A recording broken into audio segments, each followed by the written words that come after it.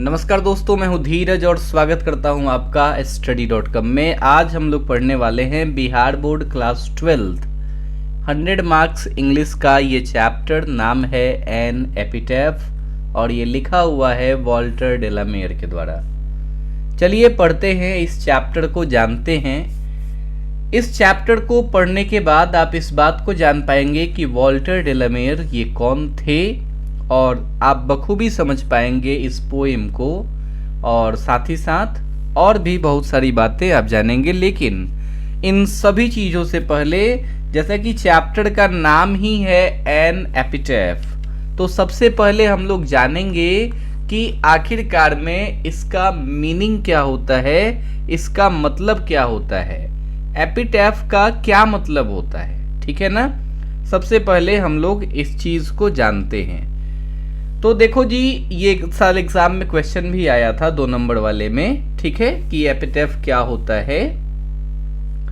तो एपिटाफ जो होता है is a short words or message written on a grave or memorial to remember someone who has passed away. हर धर्म में क्या होती है, व्यक्ति के अंतिम संस्कार की अलग अलग विधि होती है। हिंदुइज्म में जला दिया जाता है, इस्लाम में दफना दिया जाता है, क्रिश्चियनिटी में दफना दिया जाता है। तो जब उनको दफनाया जाता है क्रिश्चियनिटी में, आपने तो देखा ही होगा अक्सर, एक पत्थर या एक लकड़ी का वो जो होता है बना हुआ, वो चीज जो है ताबूत में भर करके, और उसके बाद जो है क्या होता है, ऊपर एक ग्रेव स्टोन रख दिया जाता है। और वो जो ग्रेव स्टोन होता है, उसी ग्रेव स्टोन के ऊपर एक मैसेज लिखी हुई होती है। वो कुछ भी हो सकती है, और वो जो मैसेज होता है ना, वही मैसेज आपका क्या है, उसी को एपिटैफ बोलते हैं। तो बेसिकली ये एक शॉर्ट मैसेज है जो लिखा हुआ होता है किसी के भी ग्रेव पे, मतलब उसके कब्र पे, या फिर उसके जो ग्रेव स्टोन है उसके ऊपर लिखा हुआ होता है, उसी मैसेज को एपिटैफ बोलते हैं। ठीक है ना। चलिए बात करते हैं लेखक के बारे में। लेखक है हमारे वॉल्टर डेलामेयर। जन्म हुआ था 1873 ईस्वी में कार्लटन, केंट, इंग्लैंड में, और मृत्यु हो गई थी कब, 1956 में। ठीक है ना। 4 साल का जब एज था उसी समय इन्होंने अपने पिताजी को खो दिया, और इनका पूरा का पूरा परिवार वो कहाँ चला गया, लंदन चला गया। ठीक है ना। Sorry for date. तो पूरा का पूरा परिवार इनका क्या हुआ, लंदन चला गया। Grew up to become a famous poet and writer. और उसके बाद ये बड़े हुए, और बड़े होने के बाद ये एक महान कवि बने, एक प्रसिद्ध लेखक बने, एक फेमस पोएट बने, एक राइटर बने। अगर आप देखेंगे तो बहुत सारी ऐसी कविताएं इन्होंने लिखी हैं जो चिल्ड्रंस से रिलेटेड हैं। इसी कारण से अगर आप इनको चिल्ड्रंस पोएट कह लें तो कुछ ज़्यादा बुराई नहीं है इसमें। ठीक है ना। तो वॉल्टर डेलामेयर को चिल्ड्रंस पोएट कहा जाता है, क्योंकि इनकी लगभग जो कविताएं हैं वो किससे रिलेटेड मिलती हैं, वो रिलेटेड मिलती हैं बच्चों से। कुछ कविताओं के नाम भी यहाँ हैं, जैसे सॉन्ग्स फॉर चिल्ड्रन, पीकॉक पाई। ये जो कविताएं हैं ये सारी की सारी कविताएं बच्चों से ही रिलेटेड हैं। बात क्लियर है, कोई दिक्कत परेशानी इसमें है नहीं। His works often have a sad thoughtful tone. इनकी जो भी रचनाएं आप पढ़ेंगे उसमें एक उदासी दिखेगी आपको। ठीक है ना।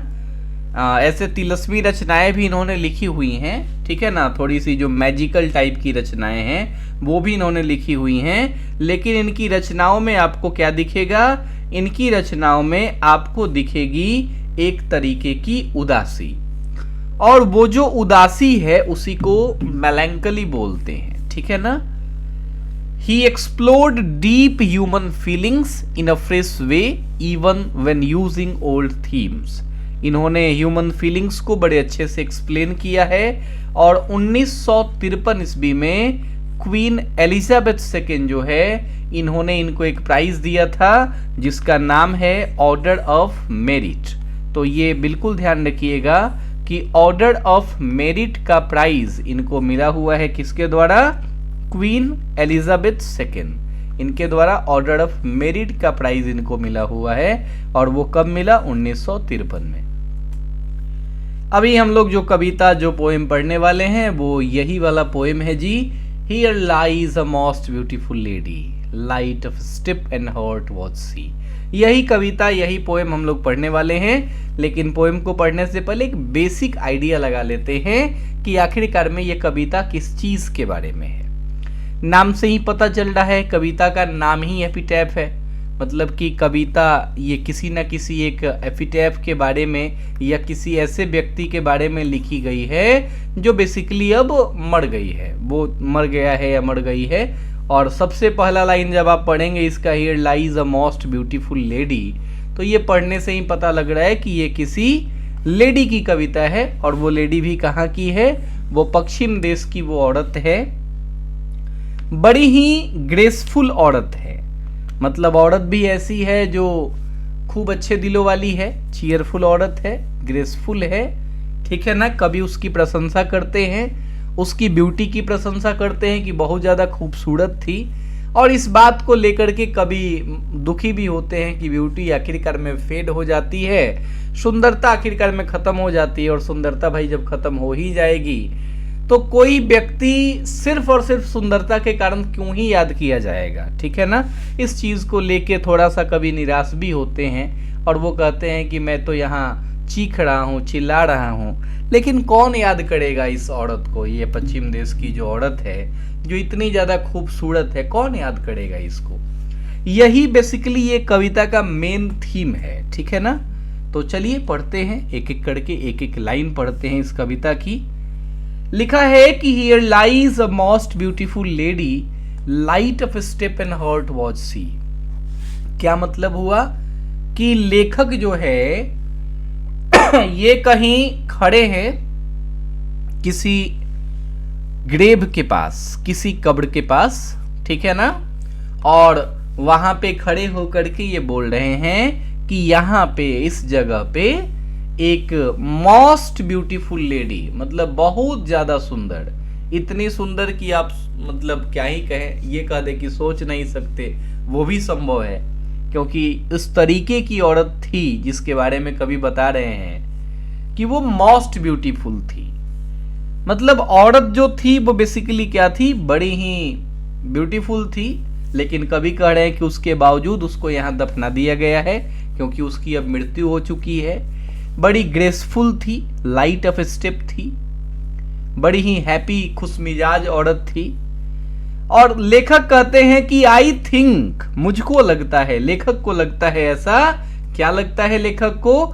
कि आई थिंक, ये मेन लाइन है, she was the most beautiful lady. लेखक कहते हैं ना कि मुझको लगता है कि वो सबसे ज्यादा खूबसूरत औरत थी, that ever was in the west country. वो कहते हैं कि जितने भी पश्चिम के देश हैं, जितने भी यूरोप के देश हैं, पूरे के पूरे यूरोप कंटिनेंट की बात करते हैं। सोचिए कि वो औरत पूरे के पूरे कंटिनेंट में सबसे ज्यादा खूबसूरत थी। वो औरत जो सबसे ज्यादा खूबसूरत थी, मोस्ट ब्यूटीफुल थी, ठीक है ना। पूरे के पूरे एक रीजन में, वेस्ट कंट्री में, पूरे के पूरे इंग्लैंड की बात करते हैं, पूरे के पूरे वेस्ट कंट्री की बात करते हैं। समझ रहे हैं आप कितना बड़ा एरिया? और कह रहे हैं कि वो उतने बड़े एरिया में सबसे ज्यादा खूबसूरत औरत थी।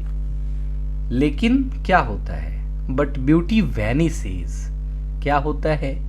ब्यूटी वैनिस हो जाती है, सुंदरता खत्म हो जाती है। संस्कृत में एक कहावत है कि रूप यौवन संपणा विशाल कुल संभवा, विद्या विहीन मनुष्य ना शोभन्ते किंसुका। आप भले ही रूपवान हैं, रूप यौवन संपन्ना, आप रूप और यौवन से संपन्न हैं, लेकिन अगर आपके पास विद्या विहीन है, अगर आपके पास विद्या नहीं है, तो फिर विशाल कुल संभवा, बड़े खानदान में जन्म लेकर के भी कोई आपकी वैल्यू नहीं करेगा अगर आपके पास विद्या नहीं है। कभी कह रहे हैं कि ये जो औरत थी ये पूरे के पूरे पश्चिम देश में सबसे ज्यादा खूबसूरत औरत थी, लेकिन होता क्या है, ब्यूटी वैनिसेज, ब्यूटी खत्म हो जाती है, सुंदरता नष्ट हो जाती है, ब्यूटी पासेज, ब्यूटी पास कर जाती है। However rare it be, वो सुंदरता जिसका मिलना दुर्लभ है, जो मिलना रेयर है, बड़ी ही मुश्किल से वो सुंदरता किसी को मिलेगी, वो सुंदरता खत्म हो जाती है। बात समझ में आ रही है? लेखक कह रहे हैं कि लोग आपकी खूबसूरती को याद नहीं रखते, एक समय आएगा जब आपकी खूबसूरती खत्म हो जाएगी।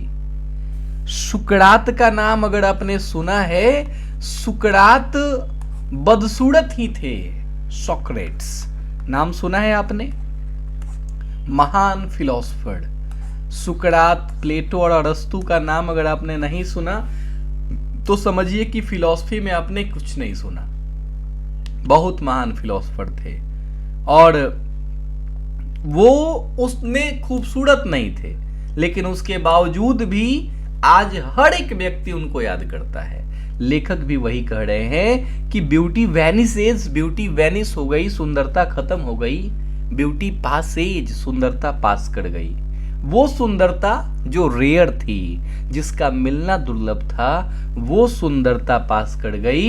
And when I crumble who will remember, और आज मैं चिल्ला रहा हूं, चीख रहा हूं। कवि कह रहे हैं, लेखक कह रहे हैं कि and when I crumble who will remember, आज मैं चीख रहा हूं, चिल्ला रहा हूं कि भाई बहुत खूबसूरत औरत थी, बहुत खूबसूरत थी, उसके जैसा पूरे के पूरे वेस्ट कंट्री में कोई नहीं था।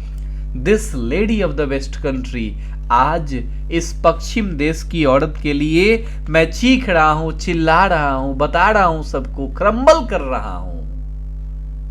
लेकिन मेरे मरने के बाद कौन याद करेगा इसको?